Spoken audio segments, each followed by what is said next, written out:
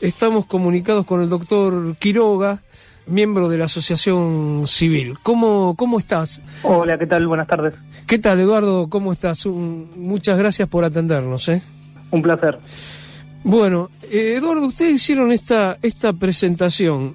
Primero lo que quiero decir, que estamos hablando de cifras que son, inclusive podría decir hasta ridículas, ¿no? Porque son en general pensiones no contributivas que son un 20% menores a las jubilaciones mínimas. Estamos hablando de 200 y pico mil pesos. Eso quiero decirlo porque por ahí la gente cree que se atiende bien al discapacitado, ¿no? Y lo otro, bueno, esto tiene que ver con la derogación del decreto 843 del año 24, ¿no? ¿Qué respuesta, antes de que ustedes tengan que ir a la ONU, qué respuestas les dio el gobierno? ¿Qué ha pasado con esto? Porque sé que ha habido amparos y que han salido favorables a las personas discapacitadas. ¿Qué pasó? Sí, bueno, como vos mencionás, lo que está en juego puntualmente a partir de las modificaciones que introdujo este decreto es la continuidad de la política de pensiones no contributivas a personas con discapacidad, como se fue entendiendo en el último tiempo, porque con la reforma que hizo el gobierno el año pasado, reinstaló requisitos que ya habían sido modificados porque justamente desde 1997, que es cuando se reglamentó esta norma de pensiones a personas con discapacidad, mal llamadas por invalidez laboral, los paradigmas en cuanto al abordaje de la discapacidad fueron evolucionando. Se firmó un tratado internacional, que es el de la Convención sobre los Derechos de las Personas con Discapacidad, que crea el comité. Entonces esa norma fue siendo cuestionada en diferentes juzgados del país, inclusive el comité ordenó o recomendó al Estado argentino que la modifique y demás. Se llegaron a una serie de modificaciones en el 2022 que el Estado derogó el año pasado.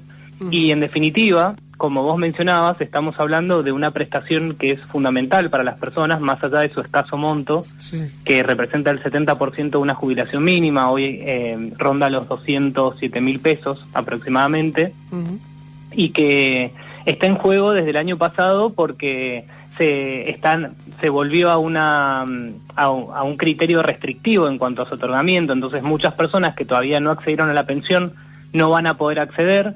Otras personas que tienen la pensión hoy en día están en riesgo cierto de perderla porque dejaron de cumplir estos requisitos porque el Estado los modificó, y a su vez el Poder Ejecutivo comenzó una auditoría masiva en todo el país de todas las pensiones otorgadas que no cuenta con medidas de accesibilidad y que también implica que el Estado está controlando si las personas cumplen o no los nuevos requisitos. Nosotros desde el primer momento enviamos notas al Poder Ejecutivo, a la Agencia Nacional de Discapacidad, advirtiendo sobre las problemáticas de estas reformas en relación con el decreto, también advirtiendo al Estado sobre la falta de accesibilidad y de apoyos en el marco de la auditoría que está realizando, solicitando que se suspenda la auditoría hasta tanto se garantice la accesibilidad, y nosotros nunca tuvimos respuesta por parte del Estado. Obviamente que la situación se fue agravando cada vez más, porque esto comenzó el año pasado, y eso hizo que acudiéramos al comité. Hay algunos casos particulares donde ya se suspendió la pensión y a través de alguna medida cautelar o de algún proceso judicial se ordenó a la agencia que se restituya, pero lo cierto es que para llegar a esa instancia las personas necesitan un abogado o una abogada, y por supuesto que el acceso a este servicio jurídico y la posibilidad de ir a la justicia para reclamar es muy limitado. Estamos hablando de una población altamente vulnerable y que no suele tener un acceso a la justicia tan fácil, ¿no? Claro. Ahora, entre las modificaciones, yo estaba leyendo las modificaciones que hace el decreto, se vuelve a que tiene que tener más del 66% de discapacidad y se evalúan cosas que ya la discapacidad después del 97 pasó a ser otra cosa, me parece, ¿no? Exacto. Como vos mencionás, esta evaluación de la validez laboral de las personas, o sí, invalidez laboral, vinculada a la discapacidad, porque en definitiva todas las personas que reciben esta prestación son personas con discapacidad, es discriminatoria, porque es considerar que a partir de un diagnóstico médico una persona es válida o inválida para el trabajo, lo que nada tiene que ver, por supuesto, ser válido o inválido para el trabajo con una condición estrictamente individual o médica, sino con las barreras que muchas veces el mercado laboral pone a las personas con discapacidad para su inclusión. Entonces, lo que se vuelve a reinstalar, que se había eliminado en el 2022, es esta idea de medir la validez laboral de una persona y ahí decidir o no si se le otorga la pensión, y que esa validez sea a partir de un porcentaje. Entonces se parte de un baremo médico que evalúa a la persona desde esas características, desoyendo lo que ha sido la evolución de estos últimos 30 años, sobre todo a partir de la convención que estableció el modelo social de la discapacidad, y que lo que el modelo social nos plantea es justamente dejar de focalizar en las características de la persona, o en este caso en un diagnóstico médico, para evaluar cuáles son las barreras que esa persona enfrenta para ejercer sus derechos, en este caso, por ejemplo, para ser incluido en el mercado laboral. Lo cierto es que las personas, más allá de su diagnóstico médico o de su situación particular, las personas con discapacidad no pueden acceder al mercado laboral porque se las discrimina en el ingreso, porque no hay condiciones accesibles, porque no reciben los apoyos para trabajar, pero que el Estado categorice a personas como válidas o inválidas para el trabajo, la verdad es que es discriminatorio y es retroceder por lo menos 30 años en esta evolución que se ha ido haciendo en materia de discapacidad y de derechos humanos. Claro, porque aparte no estaría mal, porque pongámosle que pudiera trabajar, ¿no?, con su discapacidad, va a cobrar 200 y pico mil pesos, es más, necesita trabajar si es que puede esa persona, ¿no?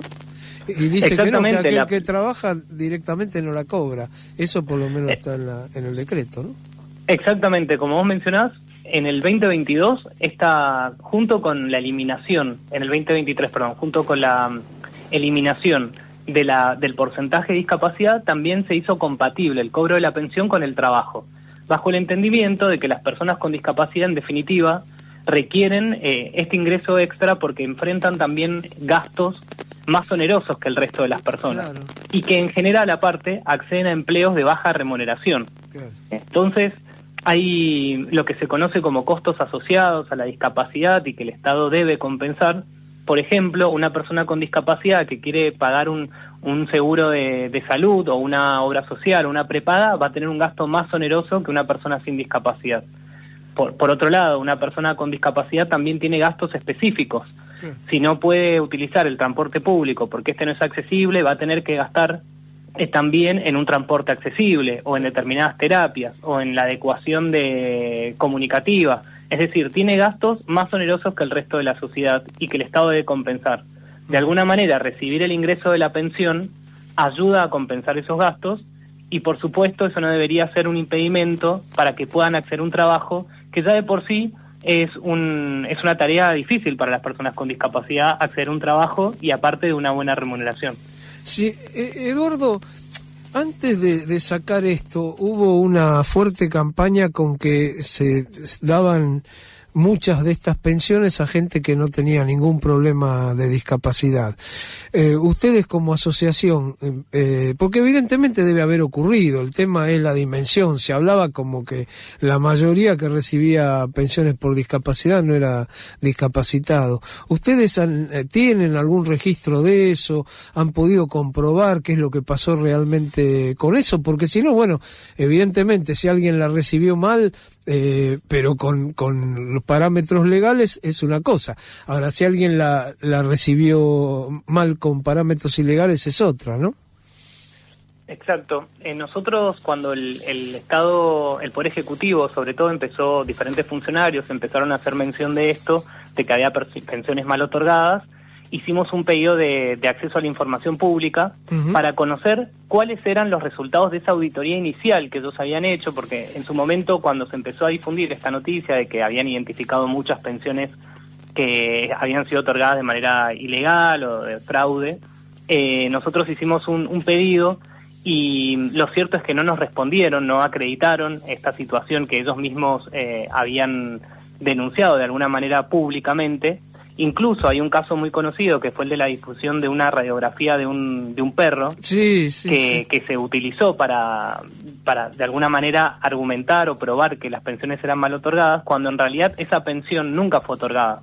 Es decir, Eso no se informó y de alguna manera se replicó como que muchas pensiones habían sido otorgadas de manera fraudulenta.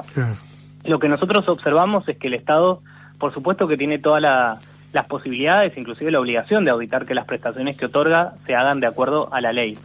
Lo cierto es que también tiene la obligación de informar a la ciudadanía si efectivamente esas pensiones se otorgan o no de manera fraudulenta, que es algo que a nosotros nos negó esta información pública, y hasta el momento tampoco se han publicado datos oficiales de esta auditoría que ya ha avanzado en varias provincias sobre que efectivamente las pensiones hayan sido otorgadas de manera fraudulenta. Ahora bien, hay otro punto que es importante mencionar también, que es que el Estado está utilizando un decreto que de alguna manera reinstaló requisitos inconstitucionales.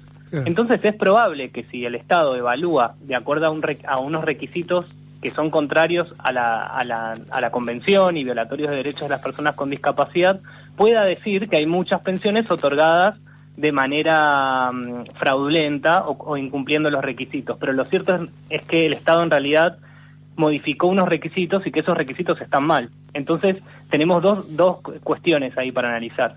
A las personas que efectivamente no tienen discapacidad y se le otorgó una pensión, por ejemplo, en contra de la ley, y eso no ha sido demostrado en datos, ni nosotros accedimos a información, y por otro lado, las personas que tienen discapacidad, que accedieron a la pensión porque se fueron flexibilizando los requisitos, es decir, que accedieron bien a la pensión, pero que hoy el Estado dice, esas personas no la tienen que recibir, la reciben mal, pero en realidad es un Estado que modificó las condiciones de acceso. Claro. Entonces son cuestiones complejas que hasta ahora no hay información pública, por lo menos para argumentar esta idea. Claro, está el cambio de las reglas de juego, es decir, cambiaron las reglas, claro.